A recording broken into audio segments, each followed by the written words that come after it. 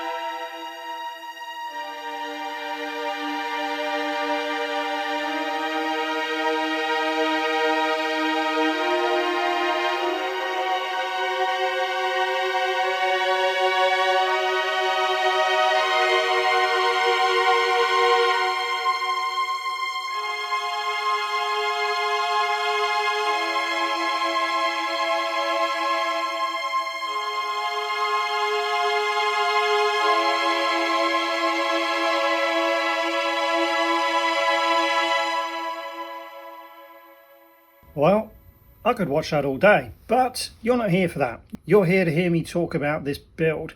So I want to get a few things out of the way nice and early. First of all, this ship is not based on a specific in-game model. It is, however, heavily inspired by the Halo CE version, with a number of Reach design details thrown in just because I wanted to. That's one of the joys of mock building. You get to do what you want to do. And the second thing I wanted to talk about before I start losing people at the end of the video was why I built this. Well, one, I firmly believe the Combat Evolved Spirit Dropship would make an excellent signature series set. And although, as I mentioned at the beginning of this video, Mega haven't been making signature sets for a while. In fact, they haven't been making anything for a while. But I firmly believe that is just to do with the state of Halo and 343 Studios. And I can't help but feel that if Mega ever are to revisit the signature series line for Halo, 2026 would be the right time. And it seems like an absolute no-brainer to do a Combat Evolved Spirit Dropship.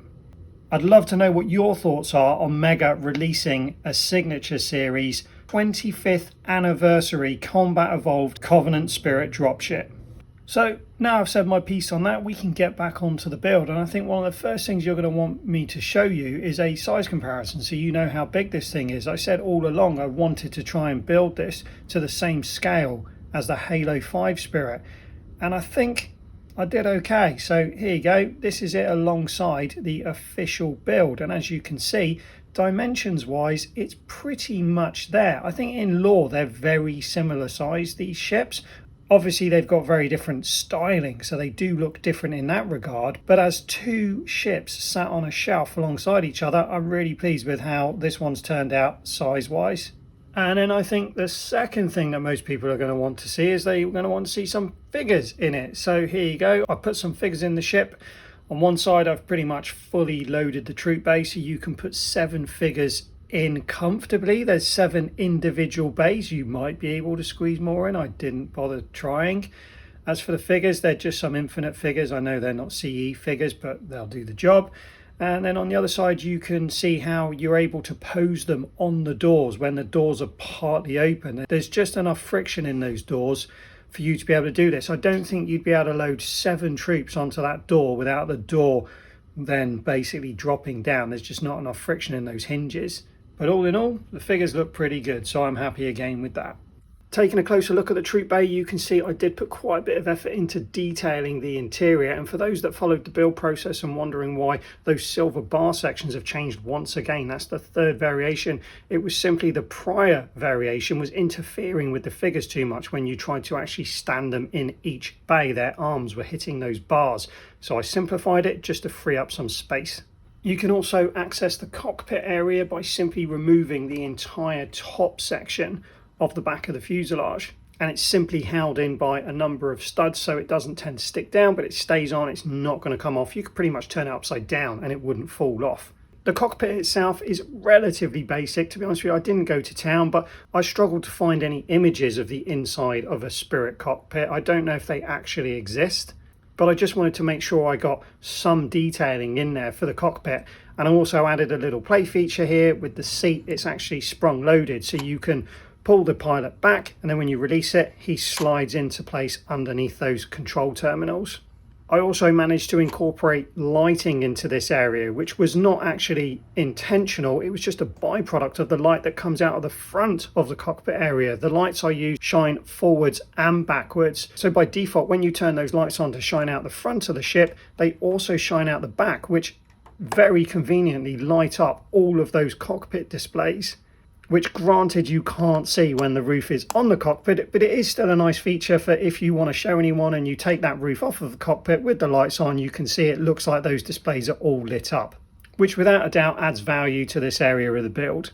In regards to the rest of the lighting, the lights on the front and the back of the troop bay are the easiest to turn on and off without a doubt. You literally just turn those fan pieces on the front and the back and they turn on or off. And the added benefit to this was they light up the troop bay as well. As you can see, they're projecting forwards and backwards, which gives this really nice Covenant blue glow throughout the whole of the troop bay. It's amazing how powerful these lights are. So once again, 2 lighting features for the price of 1. There's also some blue glow coming out of the engine outlets, which was purely a made up thing by me. I don't know if that's actually where the engine outlets are or if they even have that kind of engine, but I thought it looked cool. Originally I had yellow and orange lights in there. Many people said that wouldn't look right, and I didn't have enough blue ones, so I just used some editing trickery to make it look like they're all on at the same time. The final light is incorporated into the main plasma cannon underneath the cockpit of the ship. You can just turn this one on and off nice and easily by simply twisting the light.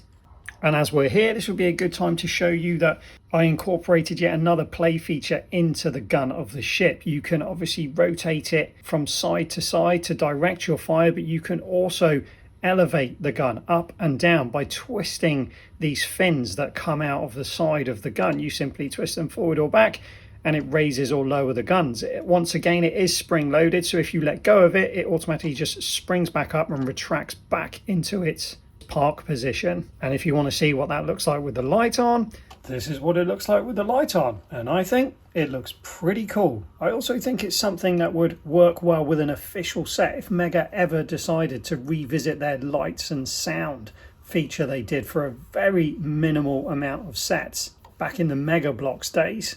The one weakness this feature does have is the way it's pushed into the bottom of the cockpit is not the most secure, so it does want to work its way out as you're operating the gun, but you can just push it back in again. And moving on to one of my favourite features of the build, the magic blue space light. As you can see, I've used a combination of two blue pieces to create what I believe is a really convincing effect of the energy that pulsates between the two troop bays. One of those pieces is from the Ghost of Requiem set, which I purchased a ridiculously large amount of, purely with the intention of one day using those parts. And then the other blue piece, I don't actually know where they came from. They were supplied by Mega a number of years ago when I did the AA gun build. I'm guessing they're a Pokemon part. I'm sure you'll agree, having these parts adds a huge amount to the finished look of this ship. Without them, it just wouldn't be the same. So I'm really pleased with the final look of that magic blue space light. Another thing that this ship just wouldn't be able to do without is the stand. You cannot just lie this thing on its belly. Well, you can, but it would look rubbish and the gun would fall off. So I needed to create a stand. I originally wanted to create a landscape stand like the Halo 5 Spirit comes on, but for a number of different reasons, I decided to go for this more functional set looking stand. And I'm glad I did, because it makes it really easy to get on and off. I did a lot of the work with it on this stand.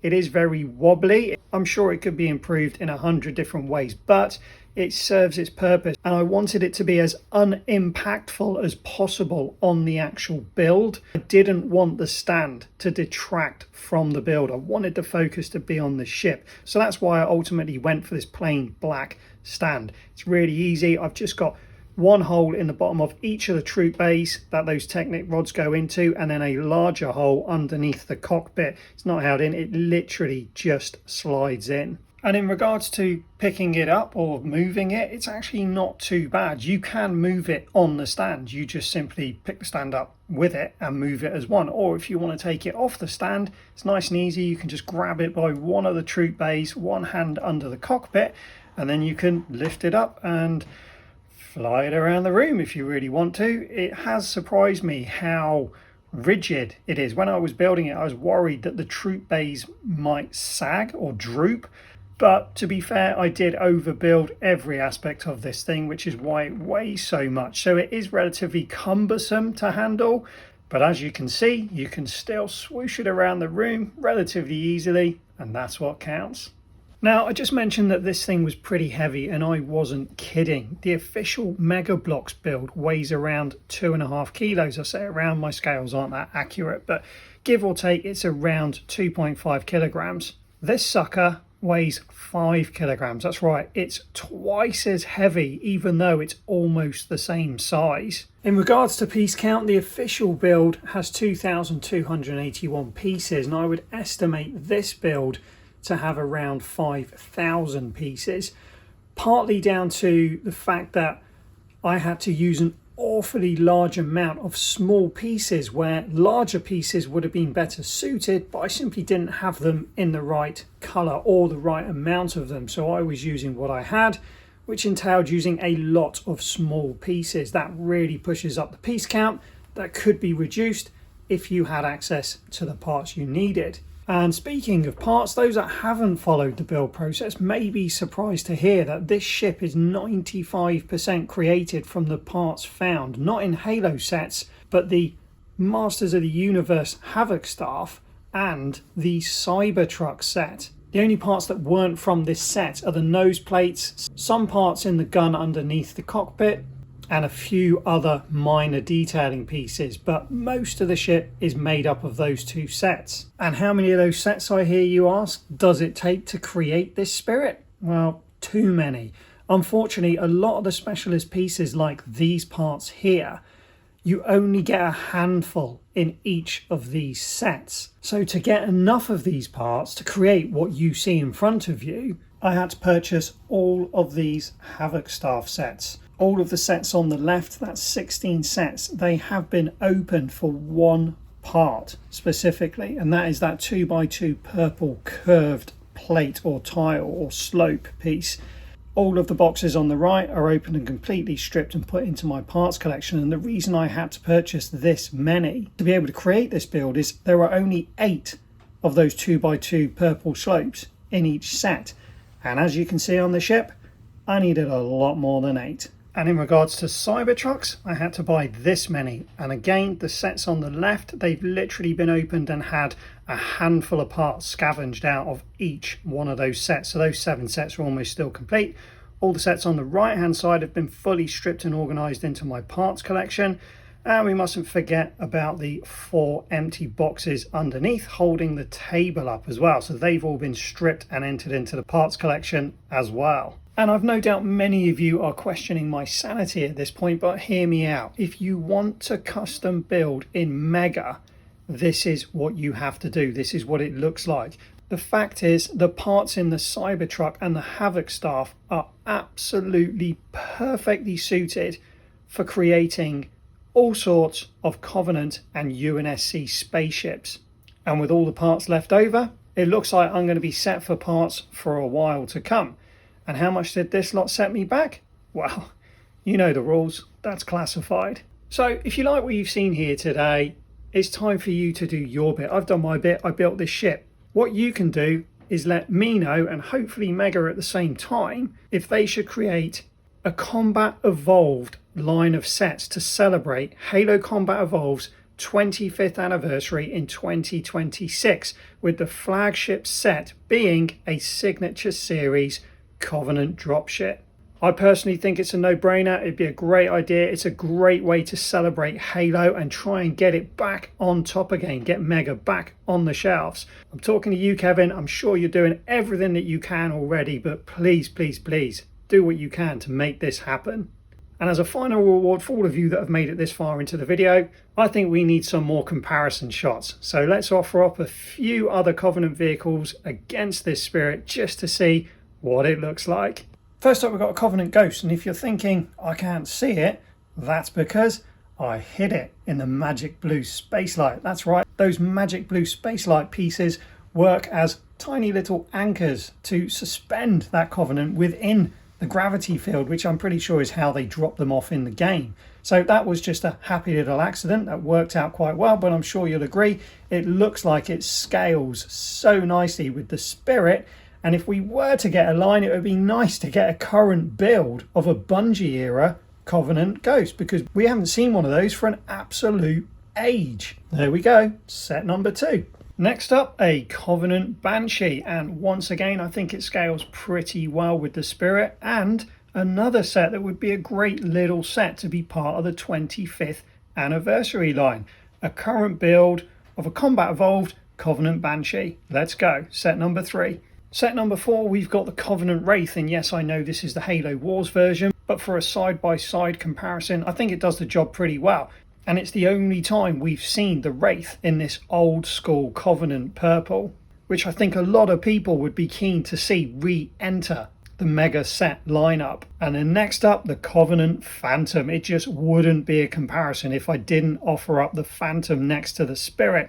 Now, unfortunately, this is a completely different scale, so it makes the Phantom look tiny. It was obviously built at a smaller scale, but for a future build, Signature Series Phantom, that would be pretty epic too. I still think I would prefer the Spirit. Obviously, the Phantom isn't from Combat Evolved, but again, just for a side-by-side comparison to show you what they look like. And then moving on to a couple of bigger sets, we've got the Pelican Inbound, which actually scales quite nicely to the Spirit. The Pelican Inbound is a really big set. It's a great set. I think it's still available-ish.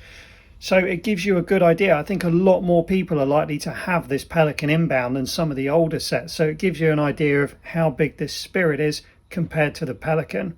And then finally, we've got my custom-made Banished Phantom, which is a much bigger scale to the official Mega Bloks Covenant Phantom. I did build the Banished Phantom with a signature scale inside, so it should scale relatively well alongside the actual Spirit. I've not looked up the difference in size comparison between them, but it's pretty much there, so it gives you a really good idea of how a Covenant signature series Phantom might look against this Spirit. And that's your lot for another week, I'm afraid. So if you enjoyed the video, feel free to hit the like button before you go, and as always, thanks for watching, and I'll see you next time.